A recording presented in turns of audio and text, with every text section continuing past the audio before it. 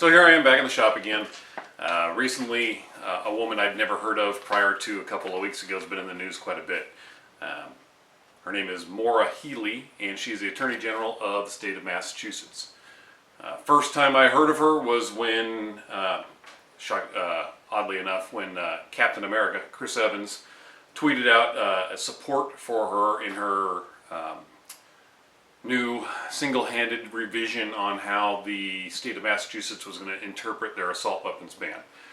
It's a law that's been in effect for a while, and she came along and decided that they were going to interpret that law differently, and we're going to enforce it differently.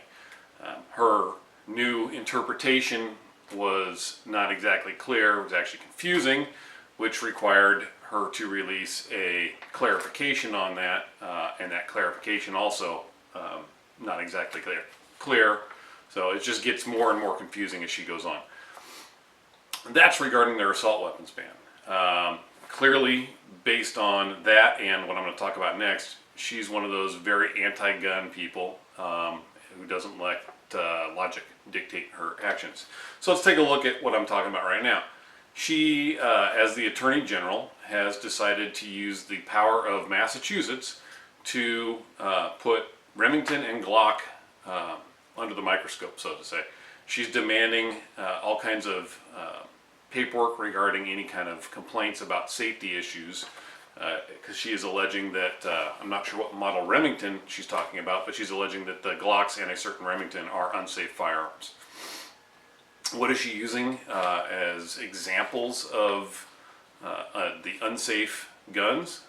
Well, let me show you what we got. I'll put the links to each of these individual articles as well in the description of this. The first one she looks at is an incident, sorry I don't have the date here, it's in the article, where a San Francisco Sheriff's Department deputy was at work showing off his own personal firearm. If I recall correctly from the article, it was a Glock 26. And he had an accident, or negligent discharge.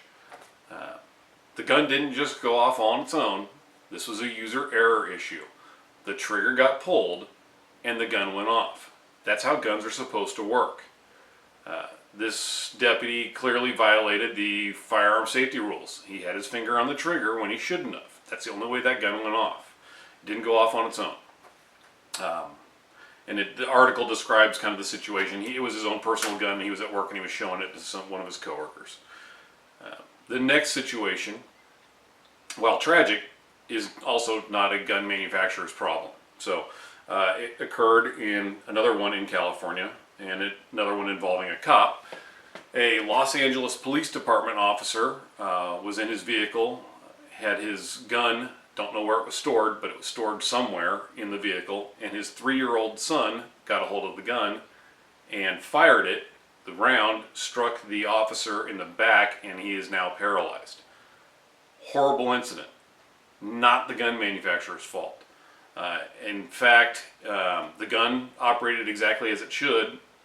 Not only is this this is another user error issue. This is the officer stored his gun improperly and allowed his child to get it, which in California is actually a violation of the law. Penal Code Section 25100 requires that guns be stored where the children cannot access them. Clearly that didn't happen here.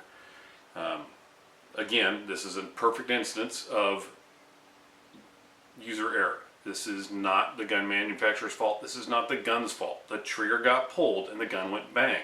That's what's supposed to happen when you pull the trigger on a gun. The third example that she uses, finally finds one from her own state, is took place on the 4th of July. A guy was at a party drinking and dancing with a gun loose in his pocket. He had a Glock 26 that he just dropped in his pocket. Anybody that knows anything about guns, especially guns with safe action, single action triggers like a Glock or Smith & Wesson M&P, you pick it. There's a ton of guns out there. You don't just drop a loaded gun like that into your pocket and expect it not to go off. The gun went off. The guy was drunk. The cops show up. The guy's drunk. He shot himself accidentally while dancing. That is not the gun manufacturer's fault. That is a fault of the user. So These are the three examples that she chose to use to show that guns are unsafe. Every single one of these examples, the gun functioned as it was supposed to function, as it was designed to function. It is not a fault of the gun, nor is it a fault of the manufacturer. What's next? Is she going to start suing Ford or Chevy when some drunk driver goes out and kills somebody? If we're going to start holding manufacturers at fault for errors committed by their end user, where do we draw the line? This is ridiculous. The more and more this stuff goes on, the more I'm starting to fear for the America that my children are going to inherit. We need to get some sanity back in this country. The stuff that she is doing doesn't remotely resemble sanity.